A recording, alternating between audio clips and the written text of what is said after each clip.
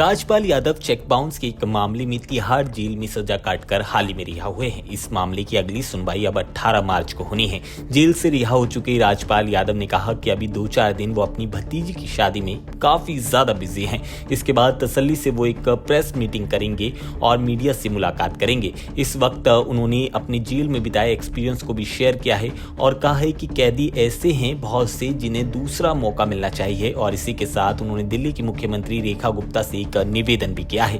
दरअसल एक news agency से बातचीत करते हुए उन्होंने कहा कि वो जल्दी एक प्रेस कॉन्फ्रेंस करेंगे और अपना पक्ष रखेंगे। उन्होंने कहा कि अभी ये पूरा मामला कोर्ट में है, इसलिए मैं इस मामले पर कोई भी कमेंट नहीं करना चाहता। अदालत के फैसले का मैं पूरी तरह से सम्मान करता हूं। उन्होंने कहा कि अगले कुछ दिनों में वो एक प्रेस कॉन्फ्रेंस कर मीडिया के सारे सवालों के जवाब ईमानदारी से देंगे। उन्होंने मीडिया और देश भर के लोगों का धन्यवाद किया है कि उन्हें इतना सपोर्ट मिला।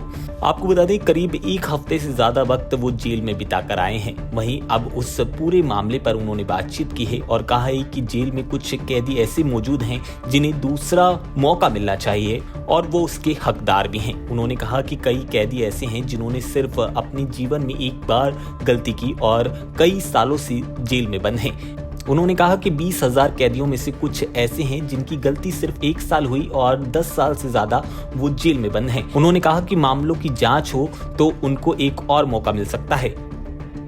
इसके साथ ही उन्होंने कहा कि अगर ऐसा होता है तो वो लोग भी मुख्य धारा के साथ जुड़ सकते हैं। आपको बता दें इसके बाद उन्होंने कहा कि मैं दिल्ली की मुख्यमंत्री यानी कि रेखा गुप्ता से निवेदन करना चाहता हूं कि तिहाड़ जेल में बंद करीब 20,000 कैदियों की कहानी सुनने का मुझे मौका मिला है। इसके बाद मुझे ऐसा लगता है कि शायद उसमें से 10% लोग ऐसे हैं जो जीवन में एक बार और मौका पाने के हकदार हैं।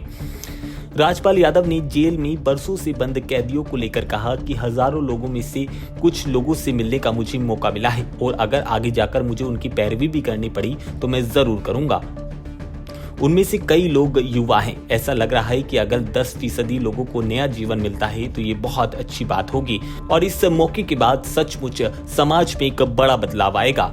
जेल में वक्त बिताकर आए राजपाल ने कहा कि जेल में एक व्यवस्था है और उसी के भीतर मुझे भी रहना पड़ा था और अपना जीवन काटना पड़ा था। फिलहाल वो अपने चेक बाउंस मामले पर कुछ भी बोलते नजर नहीं आए हैं, लेकिन आने वाले वक्त में एक प्रेस कॉन्फ्रेंस करते दिखाई देंगे। लेकिन इन सब के बीच कैदियों के प्रति राजपाल का प्रेम फिर से उजागर हुआ है और उन्होंने कहा है कि बहुत से कैदी ऐसे हैं जिन्हें एक और मौका मिलना चाहिए।